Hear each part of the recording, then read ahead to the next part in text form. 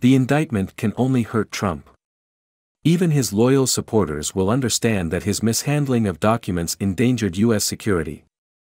I went back this stunning week to the first columns I'd ever written about Donald Trump, 8 years ago, in the summer of 2015.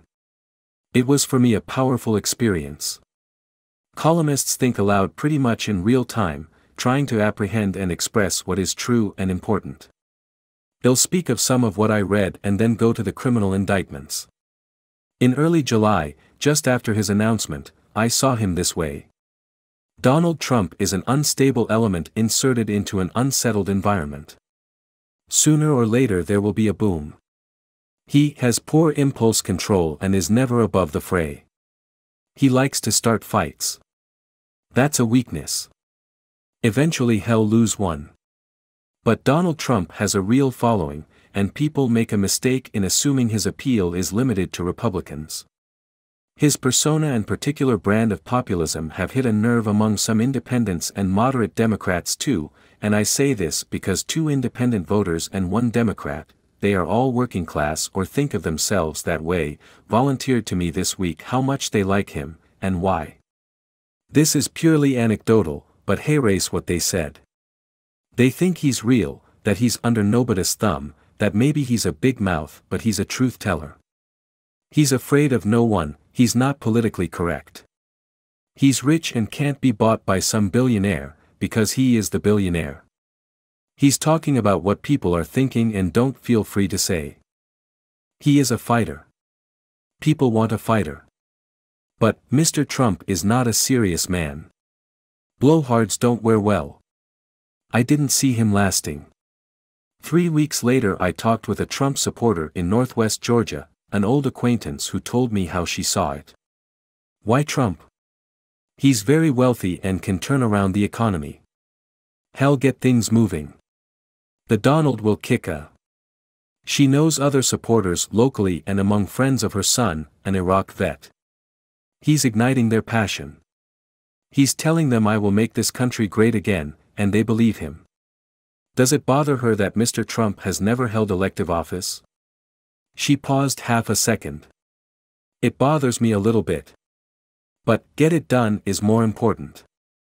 I grappled with what I saw as a spreading movement. His rise is not due to his supporters' anger at government. It is a gesture of contempt for government, for the men and women in Congress, the White House, the agencies. It is precisely because people have lost their awe for the presidency that they imagine Mr. Trump as a viable president. The GOP establishment is waiting for Mr. Trump to do himself in. He's a self-puncturing balloon. True, but he's a balloon held aloft by a lot of people, they won't let it fall so easy. In that column a theme arose that was important to me. I felt Trump supporters, who included family members and old friends, were being patronized and disrespected by political and journalistic establishments. They shouldn't be dismissed as nihilists. They're patriots, and don't experience themselves as off on a toot but pragmatic in a way the establishment is not. In August 2015, a second look at his appeal. When citizens are consistently offended by Washington, they become contemptuous. They see Mr. Trump's contempt and identify. What the American establishment has given us the past 20 years is sex scandals, money scandals, 2 unwon wars, an economic collapse, an inadequate recovery, and borders we no longer even pretend to control. They think, what will you give us next, the plague? Mr. Trump voices their indignation. I don't know what happens with Mr. Trump, but Trumpism. That's here now, outlandish candidates backed by indignant, enraptured people who've lost their judgment. Congratulations to the leaders of both parties, the past 20 years you've taken us far. We're entering Weimar, baby.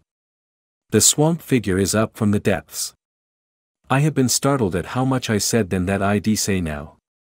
Here we get to the criminal indictment, and my real-time read on what it means. The charges aren't about press clippings, personal letters and autographed photos of foreign leaders. The federal criminal indictment charges Donald Trump with illegally keeping, hiding and showing to others national security documents including information on U.S. nuclear programs, potential vulnerabilities of the U.S. and its allies to military attack, and plans for possible retaliation in response to a foreign attack. You can't get more serious, more breathtaking, in a charge against a former president. The documents have to do with the most essential of our security interests. They are about how we keep our country safe from military attack. It is said Mr. Trump's base never wavers and always rallies, and historically this has been true. When he's accused of being a trickster in business they don't care, it's extraneous to presidential leadership. They don't care if he's an abusive predator of women, again, extraneous, old news. But endangering our national security, including our nuclear secrets? That is another matter. This won't solidify his position with hardline supporters. Deep down they know, what about Hillary? Doesn't answer the questions, why would Trump do this? Why would he put America in danger? Who did he show those papers to? As to soft Trump supporters, the charges do nothing to keep them in his camp. They reinforce the arguments of former Trump Republicans now backing other candidates. He was our guy, but in the end he's all danger and loss. What were Mr. Trump's motives? Why would he refuse to give the documents back, move them around Mar-a-Lago, mislead his own lawyers about their status and content? Because everything's his. He is by nature covetous.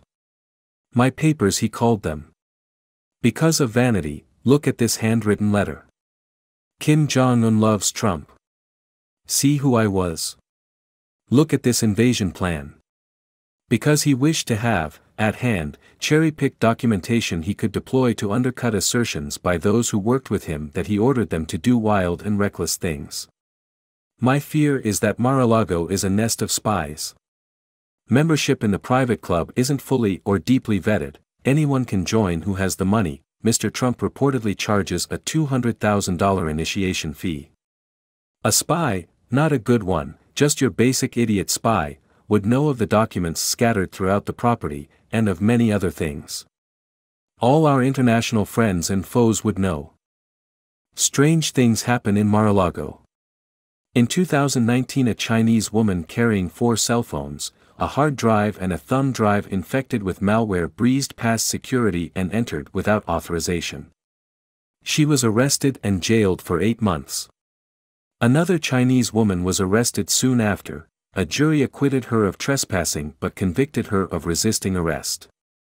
In 2021 a Ukrainian fake heiress and alleged charity scammer gained access, according to The Guardian.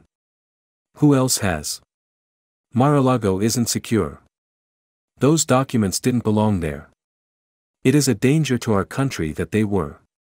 This story will do Mr. Trump no good with his supporters. It will hurt him, maybe not a lot but some, maybe not soon but in time. I mean the quiet Trump supporters, not big mouths and people making money on the game, but honest people.